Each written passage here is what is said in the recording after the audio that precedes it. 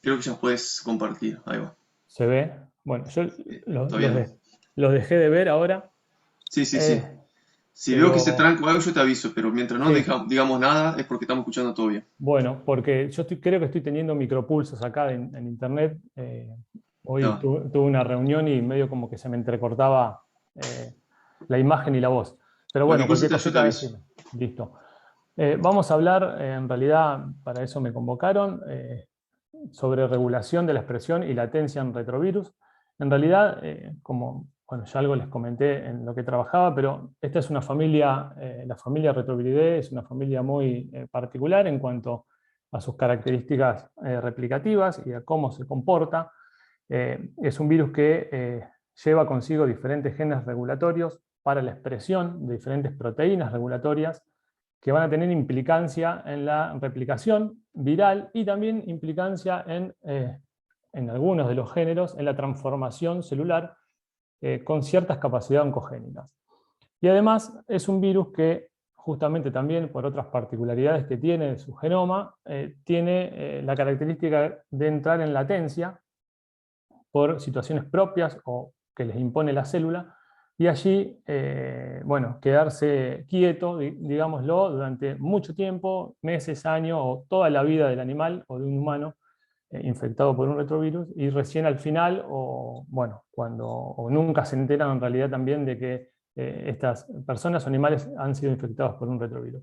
Yo voy a hablar de generalidades particularmente porque eh, ahondar en cada uno de los géneros que integran esta familia es bastante complejo y de hecho también la reina, si se quiere, o el rey de esta familia es el HIV, lo cual existen innumerables libros y bibliotecas enteras de esta enfermedad, y yo no soy un especialista en HIV, por lo que voy a hablar básicamente de la regulación de la expresión genética y la latencia. ¿Cómo hacen los virus estos para desarrollarse? En realidad, como una cronología muy somera para saber de dónde venimos con los retrovirus, allá por 1910, 1911 se empiezan a estudiar partículas filtrables o agentes filtrables. El doctor Peyton Rose fue el que las determinó, que inoculadas en animales, en este caso en aves sanas, producían a lo largo de un tiempo determinado tumores en músculo, en huesos y en tejidos. A partir de ahí se lo comunica a la comunidad científica, pero un poco como que descreen de que estos agentes podían causar tumores. Allá por 1930 aproximadamente, en Islandia se empiezan a describir diferentes retrovirus con capacidad para producir neumonía en pequeños rumiantes. Ese país es muy importante, la producción en pequeños rumiantes. Y los islandeses lo describen como Maedi. Y también vieron una signología nerviosa característica de estos animales infectados por estos virus que producían justamente signos nerviosos y ellos lo denominaron Vizna. Eh, este es los primeros reportes que existen eh, sobre el lentivirus en general. Después, por los años 50, otros investigadores empezaron a trabajar sobre las teorías de Rose con el virus del sarcoma de Rose y reforzaron justamente esta teoría que los virus o estos retrovirus tenían la capacidad finalmente de producir tumor y que eran oncogénicos. Todavía los métodos moleculares, por supuesto, no estaban ni al alcance de nadie, porque no existían, pero ya en el 1966, y por estos descubrimientos, le dieron a Peyton Rose el premio Nobel por sus descubrimientos en el área de la virología y en el área básicamente de la existencia de virus con capacidad oncogénica justamente por los signos que había descubierto él en las aves. Ya por 1974 se describe el primer retrovirus humano, que es el HTLV, es el virus de la leucemia tipo T en humano. Eh, Creo que fue Galó quien lo descubrió y años más, cerca de la década de los 80, bueno, un grupo de investigadores creo Luc Montagnier y Cis Barré descubren junto con con Galó, que llevó a cabo el primer aislamiento del virus de HIV, bueno, describen que fue una de las pandemias con mayores muertes y que sorprendió a todos en la década de los 80, y que hoy pasó, en ese momento era una enfermedad incurable, hoy también, pero pasó de ser una enfermedad mortal a una enfermedad crónica gracias a diferentes tratamientos o terapias antirretrovirales que existen, que algo voy a mencionar en el último slide, hacia dónde están dirigidas estas drogas. Acá vemos una imagen de una célula infectada por diferentes virus, retrovirus en realidad. Lo importante de esta familia es que a través de la retrotranscripción, porque tiene una enzima que se llama retrotranscriptasa o transcriptasa inversa, integran ese ADN complementario sintetizado a partir de su material genético, que es ARN, se integran al genoma de la célula huésped y permanecen allí, integrados. Son parte del genoma de la célula. Rodri, decime si voy muy rápido, si estás ahí. No, no, impecable, Javi. Bien de bien. Se escucha perfecto y muy bien. Dale, gracias. ¿Cuál es el comportamiento viral? Ustedes vienen viendo diferentes familias virales, que cada una tiene ciertas particularidades en cuanto a cómo se comportan y cuán rápido son para producir signología. Los retrovirus generalmente, cuando infectan a una especie, se hace una infección crónica, progresan hacia una enfermedad crónica, ¿sí? Esa enfermedad crónica, a diferencia de lo que ocurre con enfermedades como influenza, por ejemplo, que produce una signología aguda en los primeros 3 o 4 días, 5, 6, y listo, y explota, digamos, esa primera semana para luego resolver, en caso de que no se complique. O tenemos algunos herpes virus en los cuales hace latencia a lo largo del tiempo, con la aparición de diferentes cargas a medida que aumenta la replicación viral o vuelve a su sitio para quedar como latente. Los retrovirus pueden hacer una enfermedad crónica persistente con altas cargas virales a lo largo del tiempo, a ser una enfermedad lenta, como sucede generalmente con los lentivirus, hasta en algún momento de la vida de ese animal o de ese humano empezar a producir mayor carga viral y así llevar a la muerte, o pueden hacer una enfermedad latente con una alta carga viral al principio de la infección, para luego mantener cargas virales bajas, pero fluctuantes a lo largo del tiempo, hasta que en un momento determinado esa carga viral aumenta por diferentes factores, por envejecimiento del hospedador, del huésped, o por agotamiento del sistema inmune, o por cualquier otro motivo relacionado a que los virus encuentran situaciones inmejorables para comenzar a replicar. Para clasificarlos un poco a esta familia Retroviridae y acorde al Comité Internacional de Taxonomía Viral, o el ICTV, que es el comité.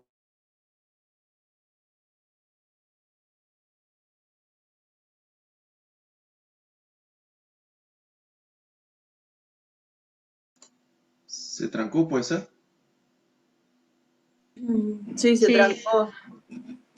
A ver si...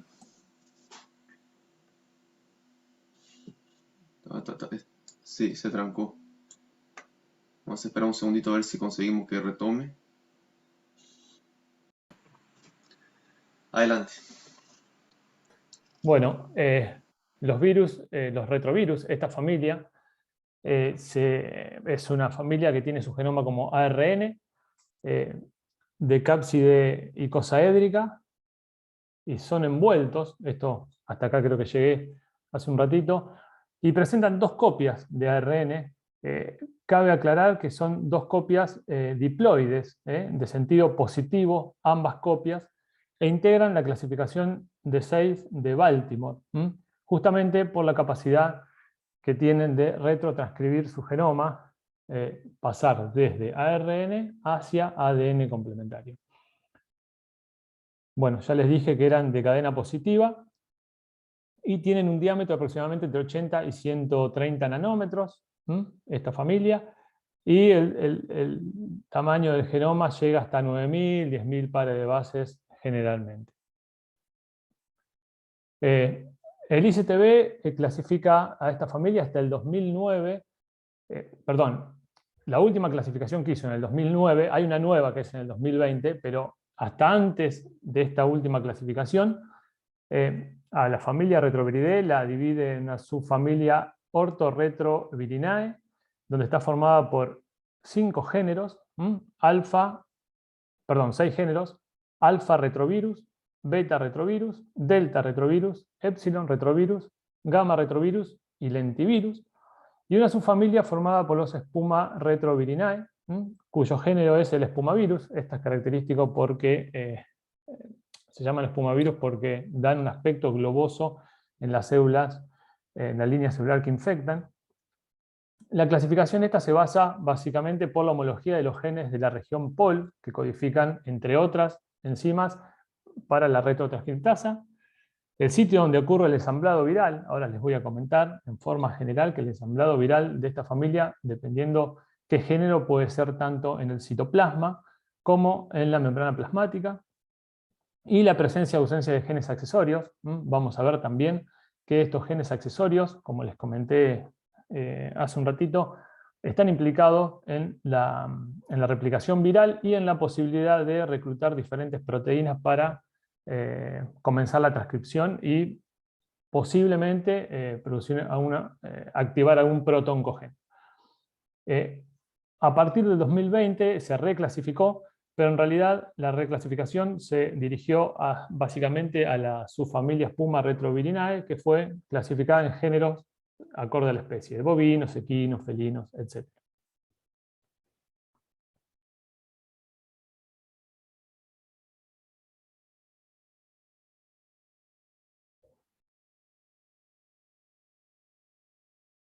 No sé qué pasa. Ahí está. Como dijimos, la familia, el género alfa retrovirus está integrado por el virus del sarcoma y leucemia de las aves. Este es uno de los primeros virus detectados, que vamos a ver que tiene algunas particularidades. No tiene básicamente proteínas regulatorias accesorias, pero por eso se lo clasifica dentro de los géneros alfa retrovirus, pero sí algunos de este género pueden llevar en su genoma un gen para producir sarcoma, que es un tipo de tumoración, de neoplasia. Los beta retrovirus, como el virus del tumor mamario del ratón, los gamma retrovirus, como el virus relacionado a la leucemia del ratón, los delta retrovirus, donde acá sí tenemos a las HTLV1 y HTLV2, que son los virus de la leucemia tipo T en humanos, y el virus de la leucemia bovina. Los lenti, donde encontramos los lentivirus, al virus de la leucemia humana, al virus de la inmunodeficiencia de los simios, el virus de la artritis, encefalitis caprina y maedivizna, y el virus de la anemia infecciosa equina. Y después tenemos el epsilon retrovirus, que es el virus que produce una lesión en peces, y los espumavirus, como el espumavirus humano. Ya les mencioné anteriormente que integran la clasificación 6 de Baltimore, justamente por la capacidad que tiene de retrotranscribir su genoma, pasar de ARN de polaridad positiva a ADN de doble cadena. La morfología, entonces, para repetir, es un virus ARN diploide, ¿sí? 2 monómeros de sentido positivo y con una longitud entre 7 y 10 kilobases. Poseen la traquetasa reversa, característica. El nombre retrovirus deriva de justamente esta enzima. El tamaño es de 80 a 120 nanómetros, con proyecciones o espículas que son sumamente importantes a la hora del reconocimiento del receptor específico en su célula huésped. Recuerden que todos los virus, para entrar en una célula, necesitan primero reconocer a un receptor específico en un tejido específico. Esto es lo que determina el tropismo de una familia viral. Entonces, las proteínas, las glicoproteínas de superficie en la envoltura son altamente importantes en esta familia, como en todas, pero también vamos a ver que tanto la proteína de superficie como la proteína de transmembrana en esta familia cumplen un rol importante a la hora de la entrada del virus hacia la célula. Es por eso que también existen pruebas diagnósticas que se llevan a cabo a través de la detección de glicoproteínas de anticuerpos contra glicoproteínas de superficie o proteínas de transmembrana, o que se desarrollan antígenos o inmunógenos de forma recombinante con el uso tanto de estas dos glicoproteínas. Con esto quiero decir que tanto la proteína de superficie, porque así es reconocida por anticuerpos, como la de transmembrana, que por más que esté escondida en la membrana, en la envoltura del virus, en un momento de la entrada del virus se expone, cambia su conformación y se expone, y puede ser también un blanco importante para la detección de anticuerpos, o por lo menos para generar algún inmunógeno o algún estudio de investigación. La clasificación por la morfología del virión, vamos a ver que se los pueden clasificar. Los alfa retrovirus poseen una morfología tipo C, quiere decir que esto en realidad está relacionado a la forma que adopta el core viral en relación a la envoltura. Los alfa retrovirus, para darle un ejemplo, su core es central, como se ve acá. ¿Sí? Los gamma retrovirus también poseen un core central.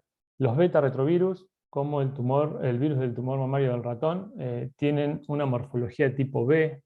Para darles algunos ejemplos, es excéntrico en relación a la envoltura. Su cápside se encuentra tirada o puesta o en alguno de los polos del virus. Y para darles otro ejemplo importante, los lentivirus, como el virus de la inmunodeficiencia humana, pueden ver que la cápside tiene forma de cono. Es por ello que quizás ustedes, si ponen VIH y buscan imágenes, van a ver que la cápside está en forma de cono. Sí, es bastante característica la forma esta de la cápside. Mientras que los delta retrovirus, como los HTLV y el VLB, presentan una cápside más elongada, parecido a lo que es los lenti, pero perdón, no tanto en forma de cono. También se pueden clasificar acorde al sitio de ensamblado de los viriones. Como les dije, hay géneros que pueden ser, que se ensamblan las partículas virales en el citoplasma de la célula que infectan, como algunos oncovirus de tipo D, mientras que otros, como los lentivirus o los delta, los HTLV y los VLB, el ensamblado se produce en la proteína, en la envoltura, cuando se produce la salida del virus hacia el exterior de la célula. Esto es porque, lo vamos a ver más adelante, las proteínas sintetizadas, las poliproteínas GAG y las poliproteínas GAG-POL, se van acumulando en la membrana de la envoltura, en realidad en la membrana plasmática de la célula, y cuando se produce la entrada del material genético, esas dos moléculas de ARN dirigidas por la poliproteína GAG, ingresan al interior de esa vesícula que se empieza a formar, y a medida que se va produciendo la exocitosis, la poliproteína GAG-POL se cliva, y la liberación de esas enzimas por los genes POL, en realidad producidas por producen las proteínas del gen, la proteasa del gen POL, cliva a GAG, y así es como se forma la cápside viral. Después lo vamos a ver un poquito más con detalle. Un dato importante que también se los mencioné es la presencia o ausencia de genes accesorios. Todos los retrovirus, ustedes ya saben que los virus tienen genes estructurales y genes accesorios, o no estructurales o regulatorios. Los genes estructurales son aquellos que le dan la conformación estructural a la partícula viral, mientras que los no estructurales o regulatorios son los encargados de la regulación de la replicación viral. En cuanto a la familia de Retroviridae, todos los miembros, todos los géneros de esta familia están formados por los LTR tanto en 5' como en 3', o long terminal repeat. Son dos estructuras altamente importantes y que están muy relacionadas, ya lo vamos a ver, es bastante complejo esto, pero lo vamos a ver medio en forma general, a la latencia y a la transcripción viral y a la producción de o no de oncogenicidad, o a la activación de protooncogenes. Y algunos miembros de esta familia pueden ser que tengan un gen productor de oncogenicidad, como es el gen del sarcoma, lo pueden llevar inserto en su genoma o puede que no lo lleven inserto en su genoma. ¿Por qué algunos lo tienen inserto en su genoma? Bueno, porque lo fueron adquiriendo por infecciones sucesivas en infecciones a diferentes huéspedes, de la misma especie, por supuesto, y lo fueron adquiriendo e incorporando. Y al incorporarlo a ese genoma quedan, y cuando tienen situaciones favorables para la transcripción, se transcriben, y así es como se empieza a desarrollar esa neoformación o esa producción de oncogenicidad. Otros, como los delta retrovirus, se caracterizan por no llevar precisamente un gen productor del gen del sarcoma que puede producir neoplasia, sino que llevan genes accesorios en la región PX, como se ven acá, que se llaman TAX, REX y algunos otros accesorios a estos. En HTLV es la proteína 12, la proteína 13 y la proteína 30, y una proteína muy importante relacionada, que es la HBZ, a la regulación de TAC y otras proteínas que hacen que se mantenga la persistencia de la infección con HTLV.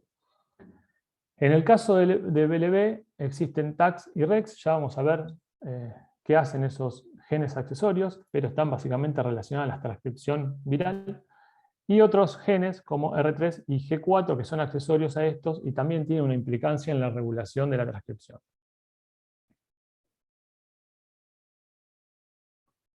Un poco para darle función a estos genes o a estas proteínas sintetizadas por estos genes, por ejemplo, el gen TAC transactiva la transcripción de todos los ARN mensajeros necesarios para la producción de viriones, y REX transporta todos los ARN mensajeros hacia el citoplasma. Es un regulador post-transcripcional. Esto lo hace poliadenilando el extremo 3' de estos ARN mensajeros. Mientras que R3 y G4 son proteínas accesorias que promueven la maduración e infecciosidad del virión o detienen el ciclo celular, facilitando la entrada del núcleo al complejo de preintegración, que ahora vamos a ver qué es esto. Básicamente es cuando ese material genético que se sintetiza, que se transcribe, ese ARN mensajero que se transcribe a ADN de doble cadena, necesita entrar al núcleo. Bueno, esta proteína, sintetizada por el gen G4, hace que ese material genético tenga la capacidad de entrar al núcleo, deteniendo el ciclo celular. Para otras proteínas, por ejemplo, este es el ejemplo de HTLV y BLB. Para HIV es exactamente similar, tienen algunas proteínas o genes más que los delta retrovirus, pero si nosotros nos abocamos a TAT y REG, que medio es parecido a lo que es TAC y REG, tienen la misma función. Transactiva la transcripción de todos los ARN mensajeros y así comienza a transcribir los ARN mensajeros y producir nuevas partículas virales. Recuerden que la finalidad de todos los virus es producir genoma por un lado y por otro lado proteínas que le van a dar estructura. Se ensambla y se libera. Todas las familias funcionan de la misma manera, obviamente después con particularidades en cada una de estas. Otra de las clasificaciones es acorde a la signología que pueden producir. Tenemos a los oncorretrovirus, que pueden producir transformación oncogénica en las células que infectan. Los lentivirus, ya un poquito hablamos de esto, que son los virus lentos, asociados a enfermedades neurológicas o inmunosupresoras. Acá tenemos el ejemplo del HIV. Y los espumavirus, que se llaman así, ya también lo comenté, que producen una característica, una lesión característica en las células que infectan que le da este aspecto particular a la línea celular. Los oncovirus, en realidad los oncorretrovirus, pueden ser de dos tipos. Transformantes débiles que inducen la aparición de tumores, transcurrido bastante tiempo tras la infección, no contienen genes aparte de los propios, y un ejemplo de eso es el virus de la leucosis aviar. Nosotros dijimos que hay algunos virus de la leucosis aviar que no poseen el gen para la producción de la proteína del sarcoma, sino que no tienen oncovirus en su genoma. Y tenemos algunos retrovirus transformantes, también otra de las clasificaciones son los retrovirus transformantes agudos, que sí contienen genes, oncogenes adquiridos y traducibles, que tienen la capacidad de producir oncogenicidad, como por ejemplo puede ser el virus del sarcoma de Rho. ¿Cuál es el mecanismo de oncogénesis entonces que pueden producir? Captura de protooncogenes. ¿Esto qué es? Actividad. Un virus puede insertarse en un lugar determinado y capturar un protooncogen. Estos protooncogenes son genes con capacidad oncogénica que, dependiendo de cuán o cerca o no de la inserción de un virus, de un retrovirus, pueden producir oncogenicidad. Y también puede ser, obviamente, que estos virus que capturan protooncogenes tienen la capacidad, llevan de por sí material con capacidad oncogénica, proteínas regulatorias, mientras que aquellos virus que no lo hacen, la alteración o la capacidad oncogénica es a través de mutaciones por inserción. Se insertan en diferentes lugares del genoma de la célula, pudiendo alterar o capacitar o fragmentar diferentes genes importantes para producir una oncogenicidad. ¿Hay alguna pregunta de esto? ¿Seguimos? No, por ahora no. Javi, seguimos. ¿Qué pasa cuando un retrovirus ingresa a su huésped? Como les dije, acá lo importante es el receptor. Un virus siempre tiene que reconocer un receptor específico. En el caso de esta familia, hay diferentes tipos de receptores. Pueden ser con un dominio de transmembrana solo, con entre 7 y 14 dominios de transmembrana, dependiendo qué género. Y puede ser con un complejo receptor, que puede ser por un dominio a la vez y por otro receptor, como puede ser receptor y correceptor en la membrana plasmática. Una vez que el virus ingresa al interior de la célula infectada, lo que va a pasar, ¿cómo lo hace en realidad? No me quiero adelantar, pero les dije que el receptor de los retrovirus tiene una característica, que la proteína de superficie se une a ese receptor específico, cambia su conformación, oligomérica, es trimérica en realidad, cambia su conformación y libera, expone en realidad un péptido hidrofóbico en un dominio de transmembrana. Por lo tanto, como se ve acá, la glicoproteína de superficie contacta con el receptor específico y posteriormente la proteína de transmembrana se fija a ese receptor, produciéndose la fusión de la envoltura viral con la membrana plasmática. Y así la cápside se libera al interior del citoplasma. Acá tenemos otro ejemplo. Este es un ejemplo, creo que de un HIV, donde en azul es un CD4, esta es la glicoproteína de superficie, lo que se ve en rojo, y en amarillo es la proteína de transmembrana. Son una de cada lado, ¿no es cierto? Posterior a la unión de la glicoproteína de superficie a su receptor, se expone este segmento hidrofóbico del dominio de transmembrana, se une al receptor y posteriormente tira de la célula, lo hace desde los dos lados, uniéndose tanto la envoltura del virus con la membrana plasmática, liberando la cápside al interior de la célula. Una vez que se produce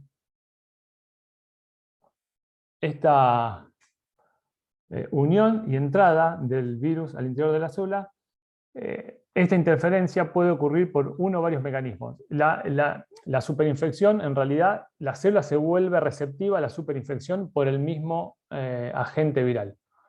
¿Y eso por qué sucede?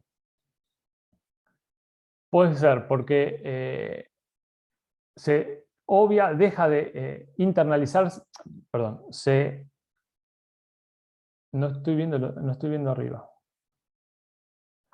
Se produce la internalización del receptor desde la superficie celular, o sea, todos los receptores que tiene la célula para este virus se internalizan, dejan de estarlo para las otras partículas virales o para los otros virus del mismo género. Se interrumpe el transporte del receptor hacia la membrana, en la síntesis de ese receptor celular desde la célula hace que se interrumpa, o puede haber una inhibición competitiva del dominio de unión al receptor. Quiere decir que las proteínas de la envoltura expresadas de forma endógena pueden interferir con los virus exógenos que se unen al receptor y así se bloquea ese receptor y los nuevos virus o los virus que están fuera de la célula y buscando receptor para entrar no pueden hacerlo. Una vez que la cápside que entra el virus al interior de la célula se forma lo que se llama RTC, que es el complejo de transcriptasa reversa.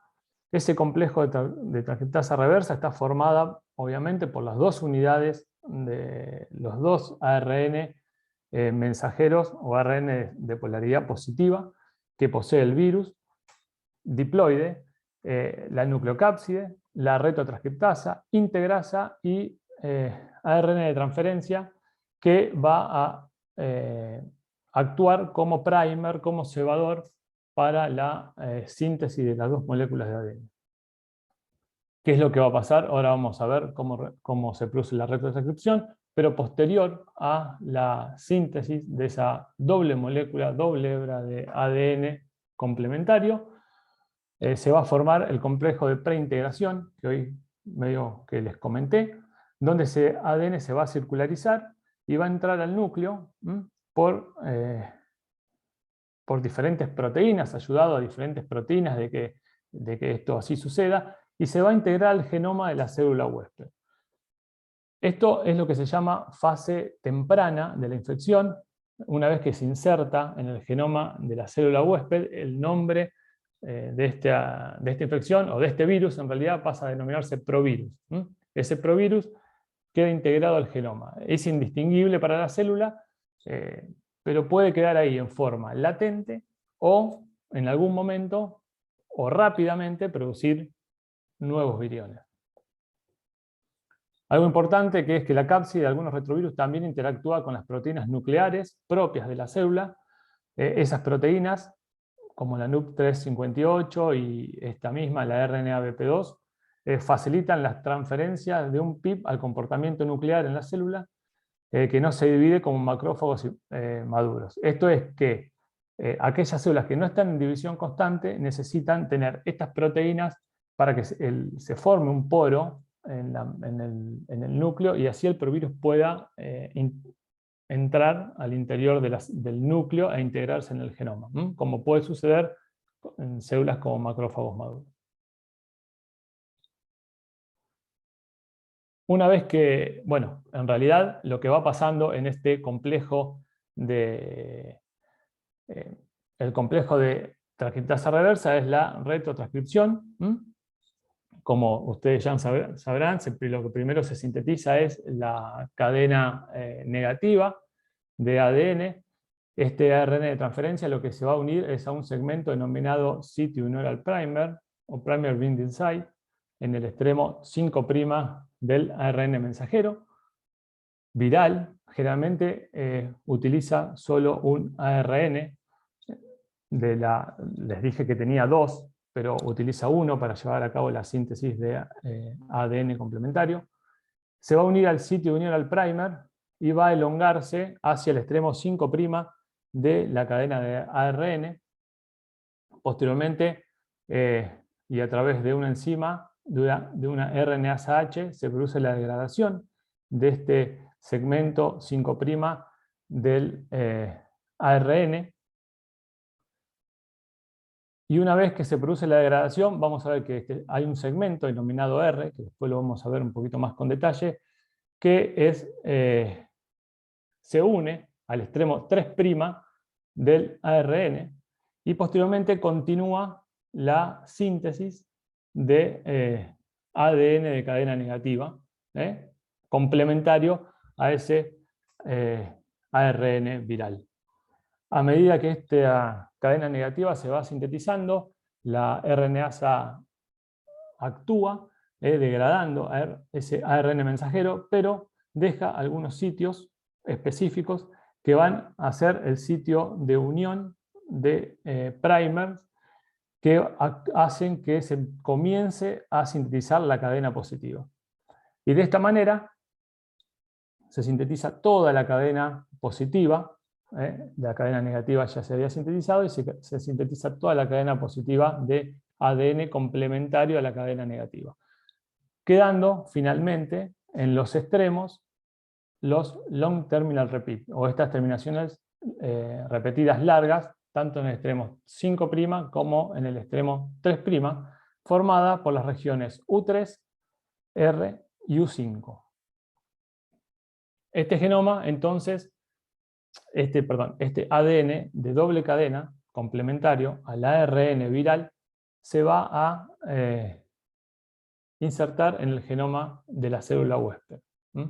Generalmente, como les comenté, utiliza un ARN de los dos que tiene el virus, pero si algún ARN de esos presenta algún gap o algún flap o alguna lesión, la polimerasa puede comenzar a sintetizar, en realidad continúa sintetizando el ADN desde la otra hebra. Y así es como puede producirse alguna recombinación en esta familia. No es normal que suceda, pero es una de las causas de la aparición de nuevas variantes. Entonces, a raíz de que el virus puede insertarse en el genoma de la célula huésped, el virus se puede replicar de dos maneras. En realidad, los retro pueden perpetuarse, digámoslo así, de dos maneras diferentes. Como una infección latente, donde el genoma queda en el genoma de la célula huésped insertado como provirus, ayudado por una enzima que se llama integrasa, que también la tienen los virus, los retrovirus, queda en forma latente y así es como en la división mitótica de la célula, esta división arrastra genoma viral que está en forma latente, o la otra forma que tiene es la de una infección activa, donde, como sucede en la mayoría de las familias virales, hay una replicación viral continua con eliminación de progenio.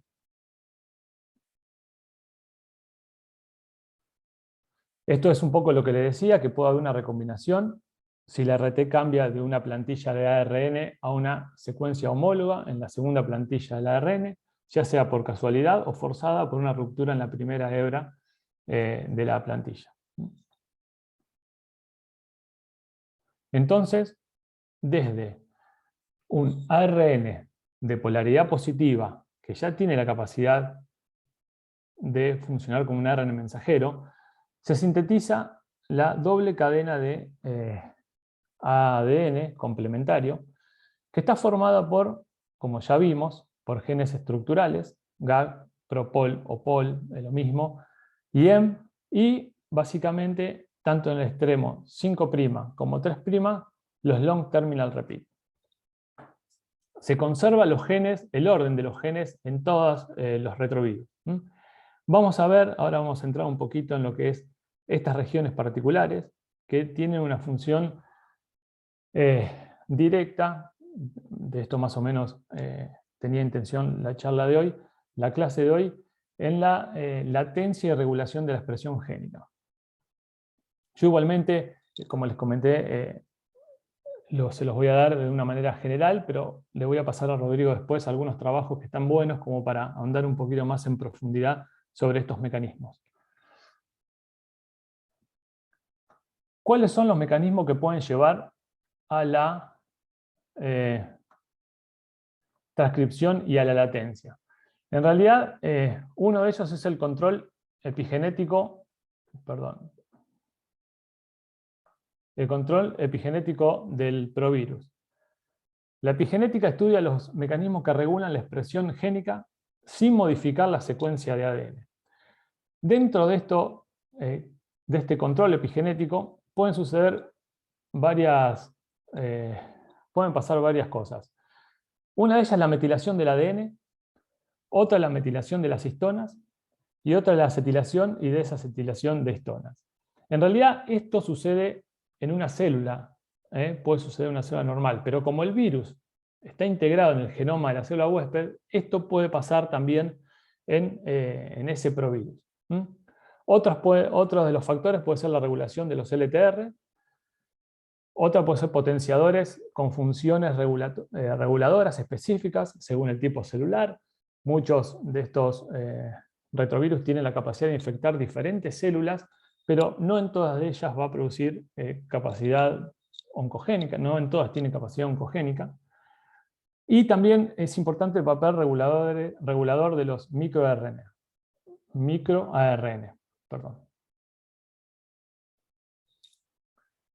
¿Qué es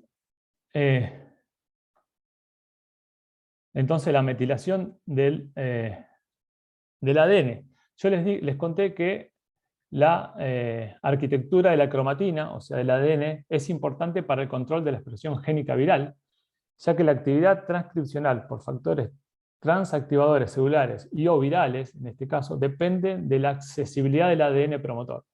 Los cambios epigenéticos, como la metilación del ADN, que se le agrega un grupo metilo a ciertas regiones específicas, y la modificación de las histonas, se asocia con latencia viral. Esto es porque al incorporarse estos compuestos químicos en la estructura, ya sea de las histonas como del ADN, hace que la ARN polimerasa 2 no tenga acceso a estos genes o a estos promotores, en realidad, y comience así la transcripción viral.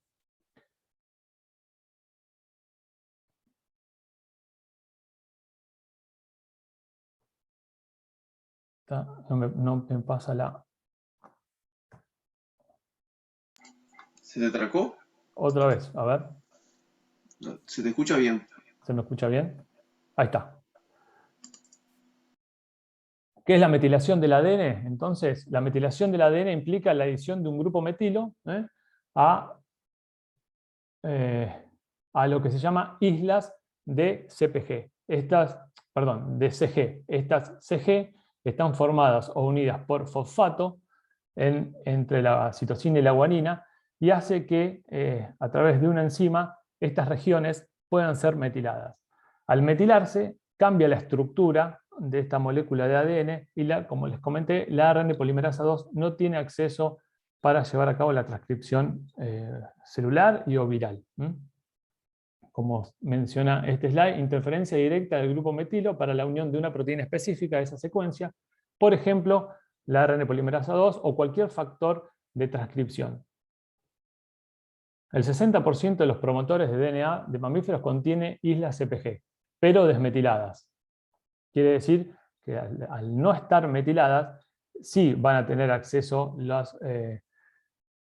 estos factores de transcripción, pero cuando se le agrega este grupo metilo, cambia la estructura y hace que los factores de transcripción no tengan acceso a esas secuencias consenso o específicas. Eso es lo que se denomina metilación del ADN, que está llevada a cabo por una enzima que es la metiltransferasa. La modificación de las histonas, en realidad las histonas son proteínas básicas que, por explicarlo de alguna manera fácil, se encargan del enrollamiento del ADN. En este octómero de histonas vemos que las histonas H3 o H4 presentan unas colitas de lisina o arginina. Bueno, la metilación de las histonas es a través de una enzima que se llama metiltransferasa, se metila estas colitas de las lisinas produciendo el mismo efecto que para la metilación del ADN.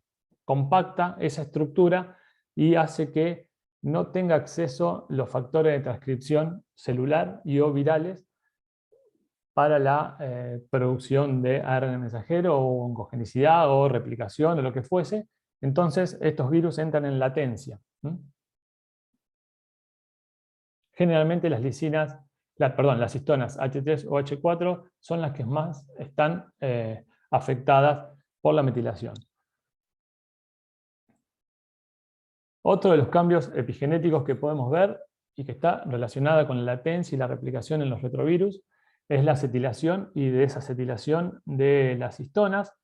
Esto es, la acetilación, por ejemplo, de las histonas hace que en las lisinas, que hoy les comentaba, al acetilarse le cambie la carga, le quede carga neutra y le saque la carga positiva que llevaban. Al llevar carga positiva, el ADN tiene carga negativa, hace que estas colitas de lisina se unan con el ADN y se forme toda una masa compacta, haciendo que se tenga poco acceso a los factores de transcripción celular al material genético. Cuando hay una desacetilación, cuando hay una acetilación, esta carga se neutraliza, acetilación, esta carga se neutraliza, por lo tanto se elonga las histonas y el ADN y deja espacios para que la ARN polimerasa 2 pueda unirse a un segmento específico o a un promotor y así llevar a cabo la transcripción.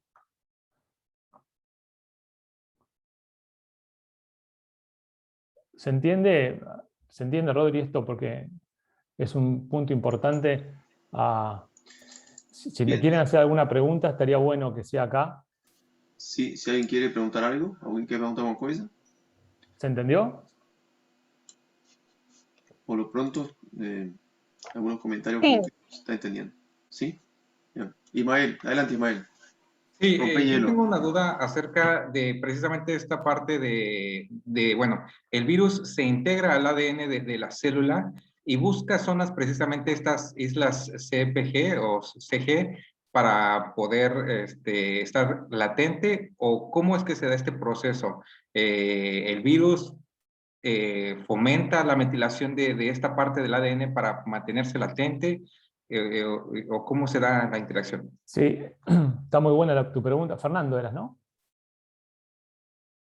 Sí, está muy buena tu pregunta. Lo vamos a ver un poquito más adelante, a través de diferentes proteínas regulatorias. Por ejemplo, TAC interviene, recluta enzimas como la acetilasa de histonas para que justamente se elongue esa cadena y los factores de transcripción tengan acceso ahí, a un segmento específico para llevar a cabo la transcripción. Dentro de las proteínas estas que nombré, como TAC y REC no tanto, TAC y TAT tienen acceso a estas enzimas y favorecen la acetilación de las histonas. La inserción del genoma del retrovirus a la célula es aleatoria, no es direccionada a un segmento específico. Y las islas CPG son islas que se encuentran en el 60% de los mamíferos, pero la metilación se da aleatoria. Si abarca un segmento específico donde está el virus, lo silencia o lo deja latente. No sé si te respondí. Sí, sin problema, gracias. Otro, lo vamos a ver un poquito más adelante también, otros, los microRN que son bastante sintetizados también por el virus de la leucosis bovina, son ARN que tienen una acción directa también en el silenciamiento, producto de la degradación de los ARN mensajeros. No voy a entrar en detalle de cómo se sintetizan, pero tienen una acción directa en la degradación de los ARN mensajeros, por lo tanto, impide la liberación o la realización o la replicación viral y dejando al provirus en un estado de latencia.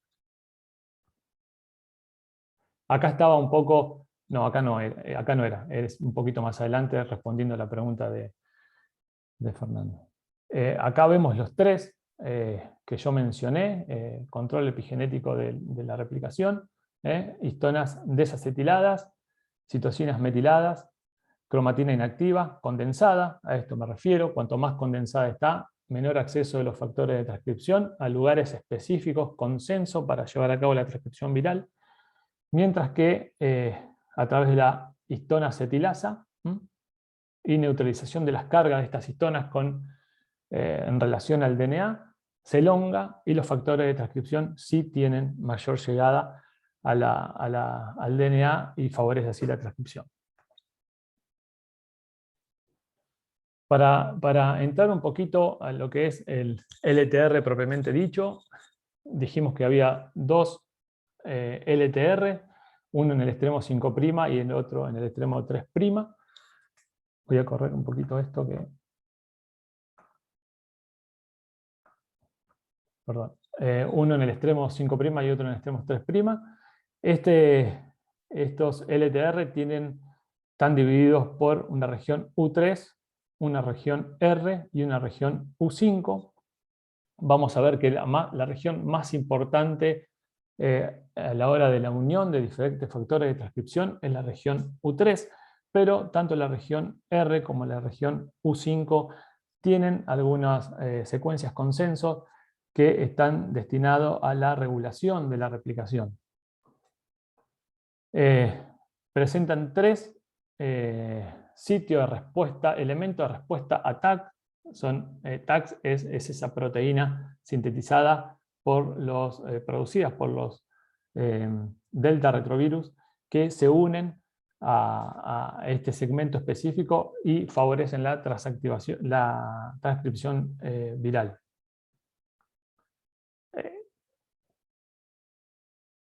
Bueno, y finalmente la transcripción comienza en lo que es el sitio, el borde entre R y U3 a través del complejo Tata-Box.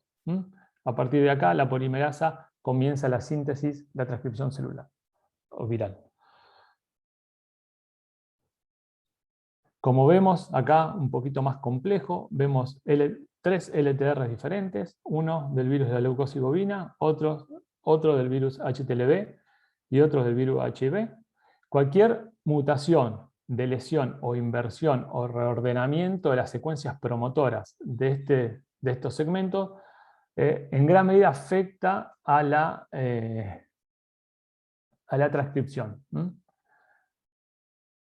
Esto que ven en colores son diferentes secuencias consenso que se le van a unir diferentes factores de transcripción para llevar a cabo justamente la transcripción. Vemos secuencias consenso que son activadores de protoncogenes, otras que promueven la diferenciación celular, y dentro de esta región, que es la región U3, como les comenté, vamos a tener tres lugares específicos a los cuales se le va a unir la proteína TAC, que va a ser la encargada de la transcripción. En este segmento, en la unión entre U3 y R, comienza la transcripción del ARN mensajero para llevar a cabo las dos copias de genoma viral y la producción de proteínas recombinantes y proteínas estructurales del virus. Básicamente estos factores de transcripción que se unen a estas secuencias consenso que se ven ahí en colores son proteínas capaces de unirse específicamente a secuencias cortas de ADN localizadas en los promotores de genes y de interactuar con el complejo de preiniciación de la transcripción para inducir o inhibir la actividad de las enzimas ARN polimerasa 2. Ese es el modo simple que tiene de funcionar. Tenemos factores de transcripción que son activadores que se van a unir en esta secuencia consenso y van a activar la transcripción. Y tenemos también proteínas represoras que justamente con su presencia reprimen la expresión de la transcripción celular o viral. A veces tenemos algunas proteínas que solo se unen y mantienen una transcripción basal celular o viral que no llega a formar copias virales, pero mantiene la síntesis o la producción de ARN mensajero. Esto se empieza a poner un poquito más complejo, pero lo voy a marcar de modo simple. Acá tenemos la proteína TAX, por ejemplo, que hoy estuvimos viendo, que era una de las proteínas regulatorias de los retrovirus, de los delta retrovirus, que son el HTLV1 y el VLB, que va a unirse a diferentes proteínas, como aquellas familias del grupo ATF y CRB. Ambas se van a unir al TR1 o al sitio de respuesta TAC 1 o 2, se van a unir y van a favorecer la transcripción viral. Juntamente con esto van a traer también la histona acetilasa, que van a elongar este DNA o este complejo de histonas y DNA para que la ARN polimerasa 2, que comienza en el borde entre U5 y R, comience a transcribir ese ARN mensajero.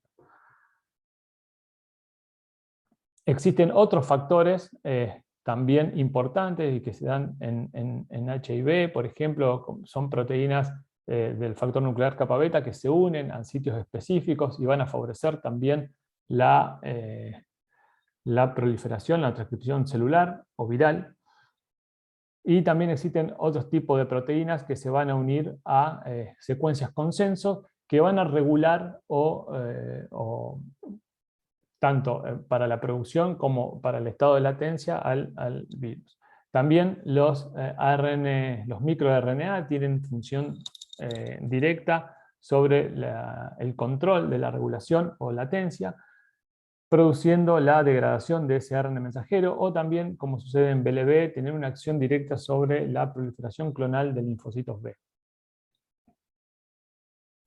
Básicamente, y yo lo había hecho esto para mi tesis, TAC se une a diferentes coactivadores, se une al sitio de respuesta TAC 1 y 2, se terminan sinergizando. Estos sitios de respuesta ATAC están dentro de los SERS o elementos de respuesta al AMP cíclico, activan el complejo de la polimerasa 2 y comienza a producirse la transcripción celular. Viral. Como les comenté, las mutaciones o la inversión o el reordenamiento de las secuencias pueden llevar a una latencia viral. Y también existen secuencias consenso, como les dije, tanto en R como U5, tanto en HTLV, VLB, como HIV y como algunos otros retrovirus, que también se encargan de la regulación a través de la unión de diferentes factores de transcripción a esos sitios específicos. El fuerte de la regulación de la expresión está dado básicamente en la región U3. Y ese es el sitio además donde se unen las proteínas regulatorias, sobre todo TAC, del virus. En este cuadro tengo algunos ejemplos puntuales de algunas alteraciones en este segmento. Por ejemplo, en los alfa retrovirus, falta de estos nucleótidos en el LTR va a inactivar la transcripción. Para el virus de la leucosis aviar, el subgrupo J, de lesión de 11 pares de bases, también en la región U3, está asociada con la aparición de mangioma. En los beta retrovirus, por ejemplo, de lesión de 421 pares de bases, en este segmento específico del EDTR, hay una elevada transcripción en cerebro, en corazón, en músculo esquelético, para que vean un poco cómo el LTR regula un poco la transcripción. Y en el virus de la leucemia felina, también alteraciones en el long terminal repeat pueden llevar a inducir a tumores de algún fenotipo en particular. Básicamente, por eso le decía, es un sitio muy específico que un poco fue la idea de esta charla, se encarga de la regulación de la expresión génica y de la latencia viral. Tenemos algunos otros casos, por ejemplo, en el lentivirus, donde también alteraciones en este segmento específico, no importa específicamente esta alteración, sino que sí ponerlos en contexto de la importancia del LDTR, puede llevar a latencia. Pero básicamente es un poco este cuadro para mostrarles que todas las diferentes alteraciones o inversiones o reordenamiento que pueden surgir y que pueden llevar a diferentes signologías o estar relacionada a la transcripción viral o a la latencia viral. Todo esto que le estuve mencionando hasta recién es la fase temprana de la infección. Una vez que el virus sale de latencia por diferentes mecanismos, se van a producir los ARN mensajeros para llevar a cabo la síntesis de la producción de las diferentes proteínas necesarias para la formación de los diferentes viriones. Recordemos que, otra vez lo repito, porque es pregunta de parcial, les digo lo mismo que les digo a los alumnos, los retrovirus tienen 2 moléculas de ARN de polaridad positiva, que lo tiene que producir para el ensamblado y liberación de progenie, y a la vez tiene que producir todas las proteínas regulatorias y todas las proteínas estructurales. Una vez que se forman estos ARN mensajeros, el LTR3' tiene un sitio específico de respuesta a REX, que lo que hace es una poliadenilación. Básicamente es muy básico. REX, la proteína REX, tanto de HTLV como de BLB, como de HIV, que se llama REV, se une a un sitio de respuesta a REX en el extremo 3' del LTR3' y favorece la salida del ARN mensajero al núcleo. Entonces, como le comenté al principio de la charla, ese ARN mensajero va a llevar el material genético que va a codificar para las diferentes proteínas del virus. Vamos a tener, recuerden que las proteínas estructurales eran la proteína GAG, que se llama así porque viene de Growth Specific Antigen. Va a dar la proteína de la matriz, la de la cápside y la de la nucleocápside, siendo la proteína de la cápside una de las proteínas más inmunogénicas y que se utilizan para la detección en diferentes pruebas diagnósticas de diferentes retrovirus.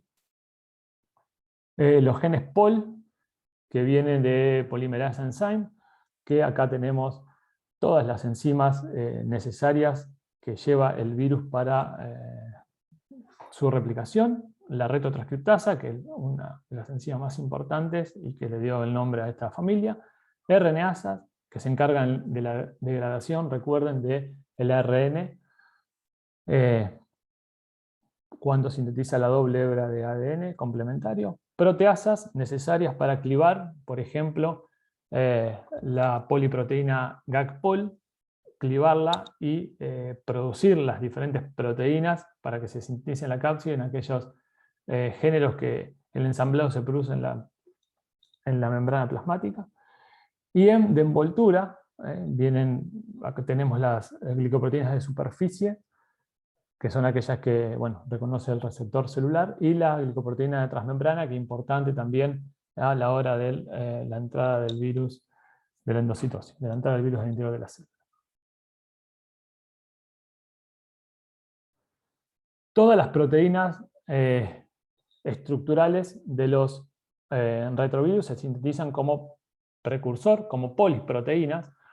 Así es que tenemos una poliproteína GAG, que después se va a clivar en la proteína de la cápside, nucleocápside y la matriz. La poliproteína GAG-POL, que esta poliproteína GAG-POL se sintetiza también una vez por cada 8 o 9 precursores o poliproteína GAG. Esto es porque tiene que haber un equilibrio entre la cantidad de proteína que va a conformar la cápside y la cantidad de proteínas o enzimas que va a necesitar el virus para llevar dentro de la progenie. Y su precursor también, o la poliproteína M, que va a dar lugar, como ya dijimos, a la proteína de envoltura y la proteína de superficie. Esto es un poco mencionarle lo que le acabo de decir. El precursor GAG-POL es generado por un evento de un cambio de marco de lectura ribosomal, o un frame shifting, desencadenado por un elemento en SINS activo. En realidad lo que pasa es que el ARN ribosómico va leyendo, va produciendo la proteína GAG, pero una vez de cada 10 hay un corrimiento en marco de lectura y continúa produciendo GAG-POL. Esto no sucede siempre, pero este mecanismo hace que se mantenga una relación entre la cantidad de proteína GAG y la cantidad de enzima necesaria para la formación de viriones, nueva progenie. Y posteriormente, con el precursor M, que teníamos tanto la proteína de superficie, la glicoproteína de superficie como la glicoproteína de transmembrana, son las dos proteínas que posteriormente se van a insertar en la envoltura, en la membrana plasmática de la célula, perdón, y a partir de ahí en la exocitosis se la va a llevar la partícula viral. Previamente sufre un proceso de glicosilación en el retículo endoplásmico, posteriormente modificación de los oligosacáridos en cuanto a su conformación, y posteriormente se inserta en la membrana plasmática de la célula. Algunas teorías dicen que ya no se llama más membrana plasmática de la célula, ya que perdió, ya que tiene insertadas proteínas que no son propias, que son virales, por lo tanto deja de ser la proteína plasmática. Pero para que se entienda, estas glicoproteínas, tanto de superficie como de transmembrana, quedan insertas ahí en la membrana plasmática celular, y en la exocitosis, como es un virus envuelto, se lleva sus proteínas en la envoltura. Ya para ir terminando, solo puse un slide de la replicación de los retrovirus, haciendo hincapié en dónde está básicamente el tratamiento para estos el tratamiento de estos retrovirus con los antirretrovirales, y generalmente están dirigidos contra diferentes puntos en particular. Por ejemplo, hay drogas que se dedican a la inhibición de la fusión de estas glicoproteínas de envoltura a sus receptores específicos, haciendo que el virus no pueda ingresar. Otras drogas están destinadas a la inhibición de la retrotranscripción, por lo tanto el virus no puede sintetizar ADN complementario a partir de ARN. Otras drogas están direccionadas sobre la inhibición de las integrasas. La integrasa es una de las enzimas que posee el virus para, creo que lo mencioné, para integrar el genoma, la doble molécula de ADN complementaria al genoma de la célula huésped a través de corte y empalme. Y otras drogas están destinadas a la inhibición de las proteasas necesarias para que se produzca la síntesis, el clivado, en realidad, de esta poliproteína y la formación de la poliproteína GAG y la formación de las proteínas de la cápside y ensamblado y liberación de progenie al medio. Bueno, espero que se haya entendido. Yo sé que es bastante complejo, no entré en tanta profundidad, porque sinceramente este tema es abrir una puerta y ver 10 puertas más para analizar o para estudiar o para conocer. Yo le voy a pasar a Rodrigo unos trabajos que están buenos, que son entran un poquito más en profundidad en esta temática, y bueno, espero que no los haya aburrido demasiado. Gracias. Muy bien, muchas gracias, Javi, por la presentación. Vamos a dejar de compartir así Para que verlo sí. un poco más. Sí, a ver, ahí está. Bien. Bueno, preguntas, comentarios, acá mucha... Haceme una crítica a vos, Rodri. ¿Se pudo entender? ¿Se entendió? Sí. A mí me encantó, pero bueno, yo no soy la persona más indicada porque me gustan mucho estos temas, pero acá algunos comentarios que bueno, que está muy buena la clase, que se entiende. Yo sinceramente... perdón, sí. perdón, decime. No, hay una pregunta de arriba que fue del comienzo, se ve, que... yo como tiré el tema de los seminarios, entonces muchos mensajes son de los seminarios al principio. Acá hay una pregunta que había surgido, que pregunta si el virus de la inmunodeficiencia bovina... A ver, ¿Hay un virus de la inmunodeficiencia bovina y uno de la leucosis bovina o es el mismo virus? Gracias. Son distintos virus. Uno es un lentivirus, el virus de la inmunodeficiencia bovina, y el otro es un delta retrovirus. Ahí va, Sí. ahí va. Acá después, bueno, muchos comentarios con respecto a que la clase está clara, que se entiende bien, que es un buen profesor. Y bueno, Estaba temerario en cuanto cuando empecé a preparar, sinceramente, porque es un tema, como les comenté, que hay libros y libros con una sola proteína o una sí, sí, sola sí, sí. secuencia consenso del LTR, y uno cuando se pone a leer no termina nunca, porque empieza desde esa proteína y termina en un lugar que no tiene nada que ver, a lo cual empezó a buscar. Por eso quería aclarar el pantallazo o la generalidad de la clase. Yo creo que se tienen que llevar la importancia del LTR en los retrovirus, la importancia de las proteínas regulatorias en los retrovirus, con acción directamente en estos LTR, y bueno, con la capacidad oncogénica que tienen también, ¿no es cierto? Exacto. Sí, sí, Algunos yo de creo otras familias. que esos mensajes grandes quedó claro en cuanto a la regulación, ¿no? Mara, ahí levantó la mano. Mara, adelante. Mara. Yo tengo una pregunta para hacer que es viejo ya y nunca lo llegué a entender, pero tengo idea que esta pregunta yo ya se la hice a Rodrigo, pero justo el expositor no estaba, por eso no pude terminar de redondearla. Los retrovirus no son utilizados en cultivos celulares de células multipotentes para volverlas pluripotentes.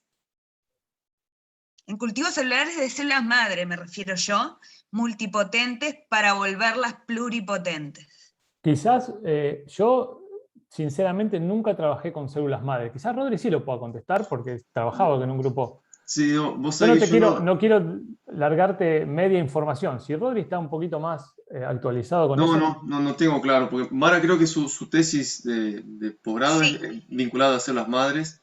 es eso, sí. Sí, ¿Y qué pasa? Incluso hasta mi tutor me dijo, es tan complejo y se usa desde hace mucho tiempo y se comprobó, y yo vi que hay artículos sobre eso desde el año 2006 que se usan retrovirus para que esos cultivos de células madres multipotentes, que en nuestro caso, yo que soy odontóloga, los sacamos de los terceros molares, que son los que son para descarte, sacamos de ahí, cultivamos células madre que son multipotentes. Y sé que se pueden inducir a la pluripotencia gracias a retrovirus, además de que hay otras formas, ¿no? Pero por eso preguntaba, son las llamadas IPCM, creo. Yo lo que sé por la experiencia en trabajo con cultivos celulares de retrovirus, no es fácil el cultivo del retrovirus, el aislamiento sobre todo, y necesitas células específicas para llevar a cabo, como tenemos nosotros, o las FLK, como tiene Rodri también, para llevar a cabo la producción de proteínas. Sinceramente, me dejás pensando, podríamos buscarlo y te podría contestar en algún otro momento, pero yo no tengo la certeza de utilizar retrovirus para esas células. No lo sé en realidad, no quiere decir que no. Claro, no, yo voy a buscar también, y está bueno porque, tengo algún artículo por ahí, después te lo voy a mandar. Bueno, yo te voy a dejar acá en el chat mi mail por todos aquellos que quieran Genial, escribirme. bárbaro, ya me lo voy a enviar. Mara, me supongo que esos trabajos utilizan, digamos, aislamiento puro de algún retrovirus, digamos, de O referencia. endógeno, o algún Sí. retrovirus endógeno quizás. O endógeno, sí. Claro, por eso mismo preguntaba, porque solamente lo nombramos nosotros en todo este tema de las células madre, que obviamente que sea pluripotente para nosotros es genial. y cómo podíamos utilizar las multi para que fueran pluri. Pero sí, no es cualquier retrovirus, ¿no? No, Obviamente. no. Aparte, pensando en la aplicabilidad que le vas a dar, estarías insertando un retrovirus o algo similar no sé si a la persona, no sé cómo sería el Claro, modelo, pero, ¿no? claro, yo Es- lo estoy leyendo de la misma manera. Creo que si es un retrovirus endógeno, quizás sí tenga más sentido que no tenga, que no pueda producir patogenicidad, pero acá tendríamos el problema de que estaríamos introduciéndole a una persona un retrovirus, ¿sí? Claro, no, nosotros lo hacemos todo en placas de cultivo, ¿no? No, este, No, pero pensando en el futuro de esa, Claro. claro, claro, sí, sí, sí, sí, obvio, porque después, al obtener pluripotencia, vos puedes hacer muchísimas más cosas. diferencias. Exacto, exacto. Mm. Sí, sí. Eh, Voy a lo leer que, más de eso también. en facultad, no sé, Mara, ¿usted tiene una línea con células madre en ontología? La línea me refiero a un grupo de trabajo. Sí, bueno, mi trabajo es una línea que lo que hace es ir hacia la línea osteogénica, pero también trabajamos eh, con mucosa bucal y con placenta. Claro. Eso lo estamos haciendo junto con el Hospital de Clínicas, porque nuestro laboratorio es nuevo. Ahí va. Recién se hizo. Te comento porque en facultad, nuestra facultad veterinaria tiene una línea ya establecida, que es lo que decía Javier, en Ajá. células madres, que no son, o sea, un grupo que trabajamos juntos, pero no somos, no somos nosotros, digamos. Y ya hace tiempo que trabajan, incluso hay una de las docentes que está trabajando con la parte dental también. Yo las sé muy de costado lo que hacen, pero digo, sí, y ya hace, te diría, no sé si 15 años que están trabajando con ese tema. Sí. Por ahí después te puedo poner en contacto y seguramente tenga más idea. Ah, Que buenazo. sí, han trabajado con la gente bueno, de Brasil, de acá del sur, de España, con la gente de medicina, o sea, de higiene. O sea, sé que tiene un grupo ahí bastante movido con el tema de células madres, pero nunca escuché que trabajaran con retrovirus como para inducir la pluripotencia a las células. Sé que Sí. usan otros inductores a nivel de Ah, sí, cultivo. sí, nosotros también estamos utilizando otros inductores, Ahí va. pero en la charla que tenemos con mi tutor, no sé si Álvaro Maglia, que trabajaba, ahora se jubiló en ¿cómo se llama esto? La facultad, la cosa de Montevideo esta. ¿La, la qué decís? Es la Universidad de Montevideo, Ah, la digamos, cosa. Bueno, o sea, digo, por la Universidad de Montevideo yo como te digo, fui a Río Grande do Sul y trabajé también con células madre y ellos estaban trabajando ya, creo que incluso más avanzados, estaban fabricando colágeno y viendo cómo esas células quedaban en 3D y se diferenciaban en osteoblasto. Entonces estaba bueno, yo ayudé un poquito ahí en lo que pude, pero fui 3 años seguidos, pero claro, a la Facultad de Odontología. claro. Y lo bueno de trabajar con dientes es que al ser material de descarte, para nosotros los odontólogos, un tercer molar, que lo sacás así y está con una pulpa tan perfecta, que es tejido conjuntivo, está lleno de células madre. Hay muchas células. Entonces, Qué bueno. es un material que realmente o lo tirás a la basura o lo utilizás como lo estamos utilizando nosotros.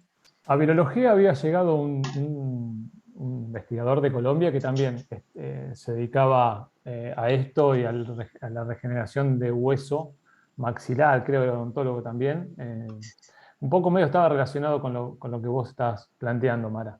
Y bastante interesante también la temática. Él trabajaba también, quería hacer cultivo de células madres. Pero no había escuchado que que estaban infectadas con retrovirus ni nada por el estilo. Sí, como te digo, eso me lo contó mi tutor, y vi algunos artículos, medio que los pasé por arriba porque lo quiero entender. Igual él me dijo, mira, Mara, ni vayas a pensar en hacer una cosa de esa, porque eso te puede llevar añares, digo, y no es fácil, y entonces medio que lo fui descartando, pero ahora que ya van dos de ustedes que los presentan, siempre hago la misma pregunta porque siempre me genera esa duda. Y digo, y capaz que en vez de leer los artículos le pregunto a ustedes si listo. Pero... Lee los artículos, va a estar más interesante que mi respuesta. Quiero preguntar eso.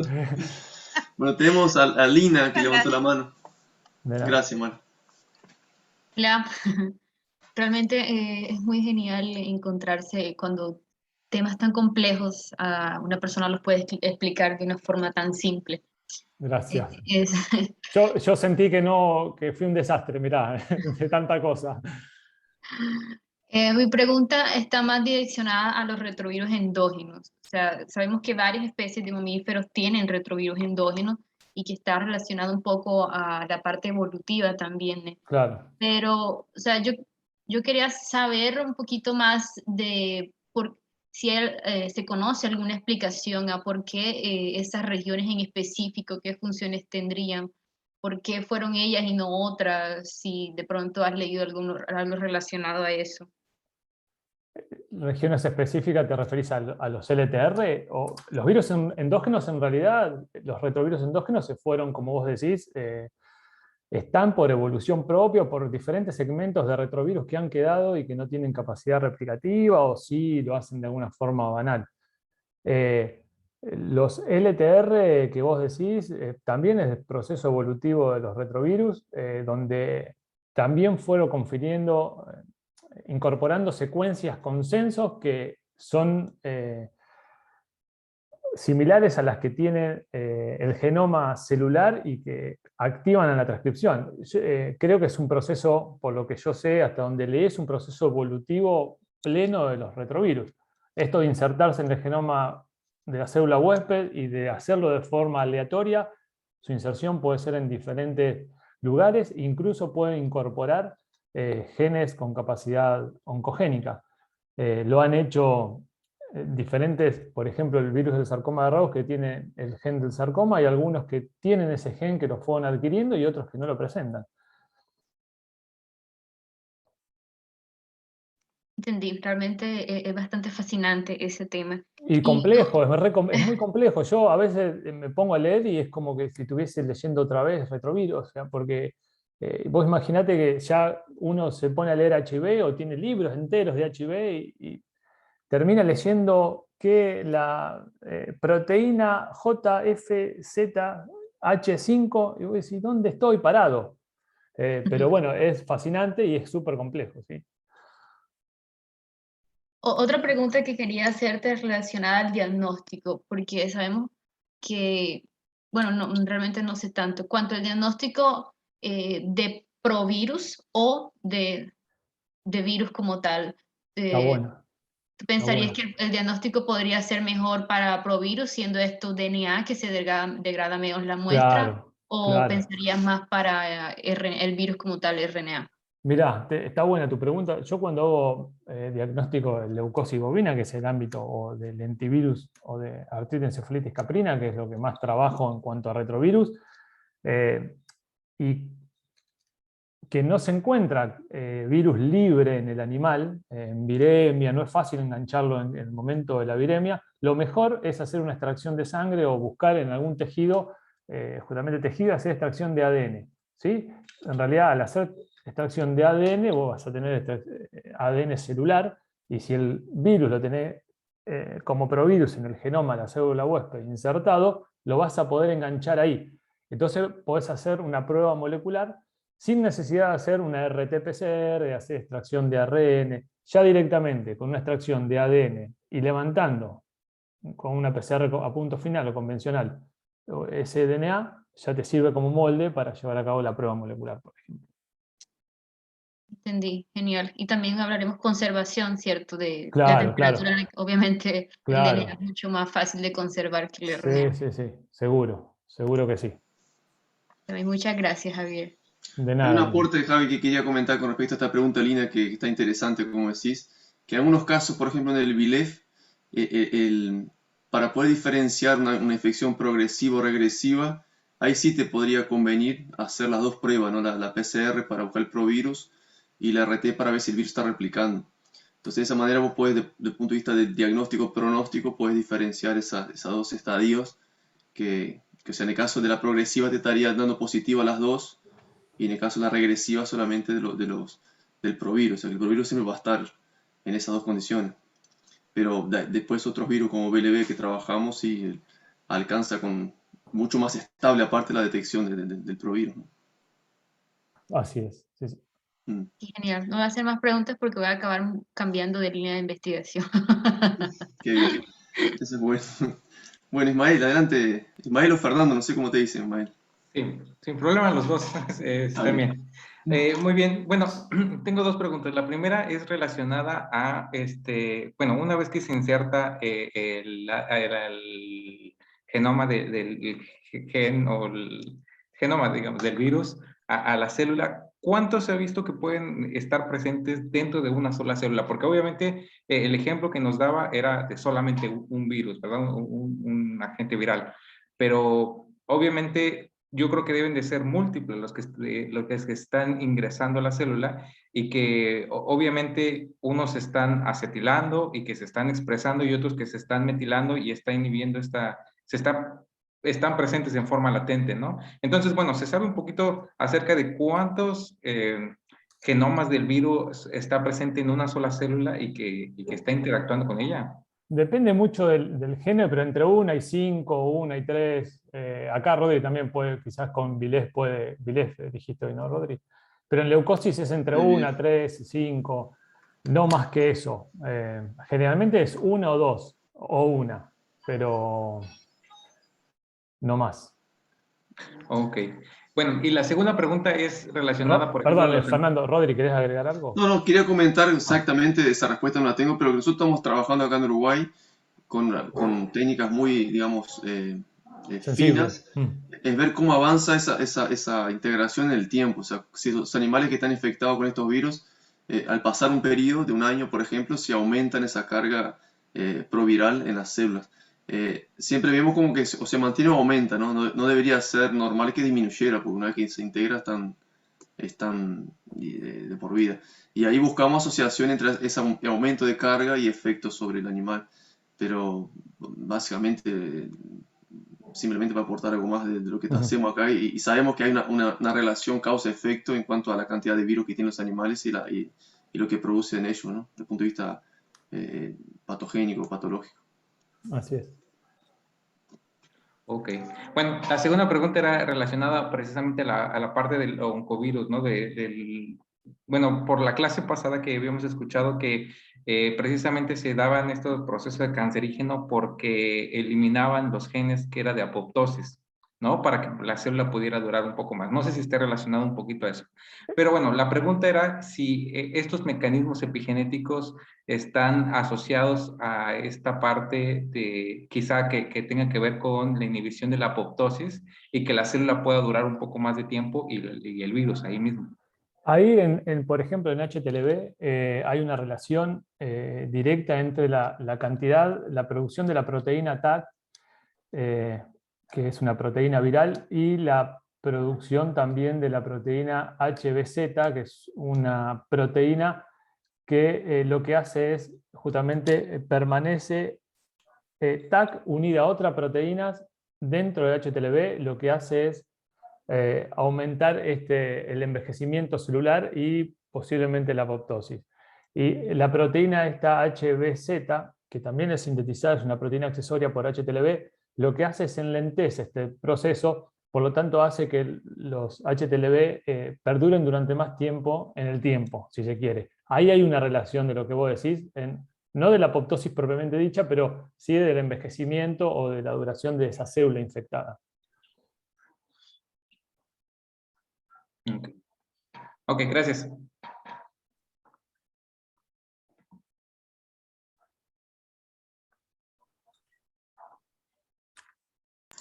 estaba muteado. ¿Alguna pregunta o comentario más?